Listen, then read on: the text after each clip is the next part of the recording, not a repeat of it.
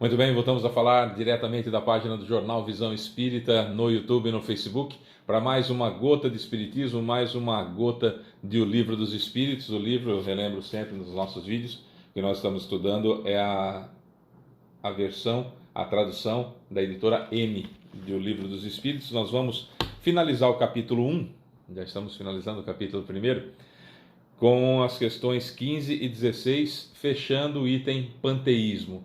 Naquele crescente que a gente veio, né, desde a questão número 1, que é Deus, até agora nas questões 15 e 16, no raciocínio lógico, na ideia da razão o tempo todo me fazendo pensar. O bom senso encarnado, Kardec, trazendo para a gente a linha de raciocínio para a gente poder compreender um pouquinho do que seria a divindade, sem querermos trazer ou dar a Deus, ou dar a divindade, ou dar a causa primária de todas as coisas, qualidades e defeitos nossos, interpretando Deus como alguém que está a meu serviço e não a mim como criatura que deveria estar a serviço dele como co-criador que fomos designados, né? Nós, seres humanos, somos co-criadores com o Pai, co-criadores com Deus. Aliás, Pai é uma terminologia mais usada na língua latina.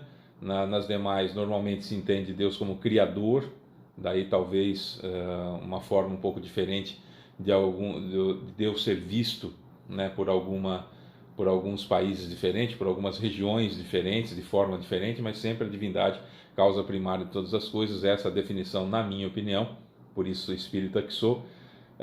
Inteligência suprema do universo, causa primária de todas as coisas, é o que realmente sustenta a minha mente até o ponto em que eu alcanço para entender que existe uma causa primária e não necessariamente um sujeito barbudo com um cajado na mão com mais defeitos do que eu, ou então horrível a ponto de apenas salvar aqueles que lhe bajulam, aqueles que ficam, eu pertenço a ti, Senhor, usando um palavreado rebuscado e fazendo mil e uma iniquidades, mas pelo fato de ter aceito Deus, então estaria salvo, estaria acima do bem e do mal. Essas tolices nós espíritas não temos mais. Já tivemos em outras épocas, hoje não temos mais, atingindo esse patamar de compreensão de que Deus não é um sujeito, é a causa primária de todas as coisas, a inteligência suprema do universo.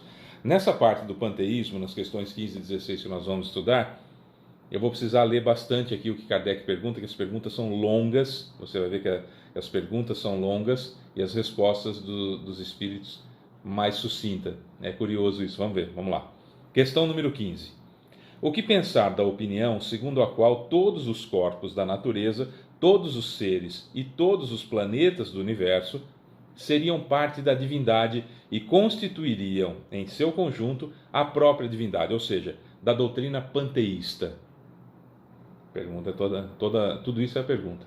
A resposta: uma vez que o homem não pode fazer-se Deus, quer ao menos ser uma parte de Deus. Não dá para nós imaginarmos, segundo o que a gente estudou até agora, isso começando só a partir da questão número 1 do Livro dos Espíritos, não dá para a gente imaginar que tudo seja parte de Deus, inclusive nós sejamos parte de Deus, né? Como se ele tirasse uma feta dele, um naco, um teco, um pedacinho dele, agora faz o Fábio. Um pedacinho dele, agora faz o planeta. Porque essas coisas criadas, tudo que é criado, tem um pouco a ver com matéria, exceção feita a mim espírito, que não sou matéria, mas o meu corpo é matéria. Os planetas são matéria, as estrelas são matéria. Então, se Deus é imaterial, como nós já estudamos em vídeos anteriores, não dá para tirar uma parte dele e ser matéria. Seria ele constituído de matéria. E como a matéria está sempre em evolução, em modificação, não haveria imutabilidade, não haveria perfeição, e sim aperfeiçoamento. Não sei se me fiz explicar. O fato é que mostraria que Deus não estaria pronto. Que perfeito quer dizer isso, não tem mais nada a ser feito, já está perfeito, né? Não tem mais o que fazer, já chegou no ápice. Deus é o ápice em tudo, infinito em tudo, em todas as qualidades. Não dá para ser material, então não dá para ser uma feta, um teco, um pedacinho dele, uma parte dele, cada uma das coisas que existem no universo. Então a lógica já mataria por aí, mas Kardec tem que fazer a pergunta. E a pergunta de agora é maior ainda. Vamos lá. Aqueles que professam essa doutrina do panteísmo pretendem encontrar nela a demonstração de alguns dos atributos de Deus. Já que os mundos são infinitos, Deus é, por essa razão, infinito, dizem os panteístas, né?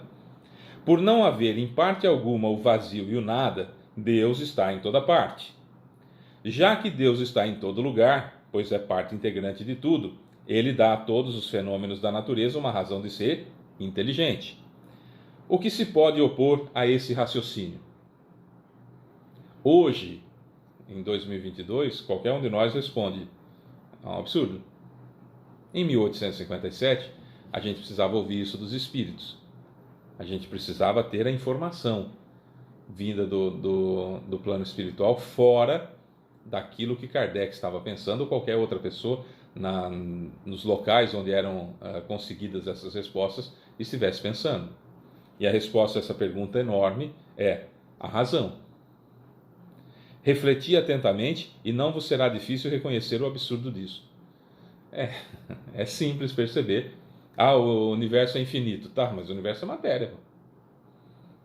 Agora o telescópio, nós estamos em 2022, o telescópio James Webb conseguiu fotos dos pilares da criação, pilares da criação, que são estruturas lindas e que um ponto pequenininho, infinitesimal eu ia falar, pequenininho, é maior do que a Via Láctea inteira naquela foto que foi tirada dos pilares da criação. Não sei se vocês viram, na internet é facinho de ver pilares da criação. São imagens incríveis da poeira cósmica, enfim, daquela parte que está se expandindo do universo. É matéria, Deus não é matéria. É onde a gente pode alcançar, Deus não é matéria, é a inteligência suprema do universo e que criou, por exemplo, os pilares da criação. E o universo está se expandindo de uma certa forma e numa velocidade tal que em breve nem ver de uma galáxia não vai ser possível ver a outra. Em breve, que a gente diz também, nós estamos falando em torno de 1 trilhão de anos, né? Nossos, mas enfim, tamanha a magnitude de tudo isso, que tem que ter uma inteligência que criou isso. Imaginar que o nada fez isso seria uma tolice, né? A gente já tem evolução suficiente para imaginar que do nada não surge coisa alguma. Até uma experiência feita por Albert Einstein, quando ele quis provar a existência de Deus, a experiência atribuída a Albert Einstein, que quando um belo dia todo mundo saiu, foi embora do laboratório, repito, a experiência atribuída a Einstein, não se sabe realmente se foi ele quem fez, e então ele montou um esboço do sistema solar com um objeto redondo no meio, sendo o Sol, os planetas em volta e tal, e deixou lá no laboratório e foi embora. No outro dia, quando chegou para trabalhar, as pessoas: quem fez esse esboço do sistema solar? Não, ninguém fez. Eu não fui, não, ninguém fez. E aí a resposta dele foi: isso aí surgiu do nada. E um dos eméritos que estava no local, cientistas eméritos que estavam no local, disse: mas é impossível o nada ter surgido isso do nada. E ele fala: também o universo. E aí ficou um silêncio daquele vexatório no local, né? Da mesma forma que esse livro aqui surgiu do nada. Não, alguém fez da celulose os papéis e tudo mais, o plástico que tem aqui na capa, alguém colocou tinta na impressora, alguém imprimiu, não foi do nada que surgiu.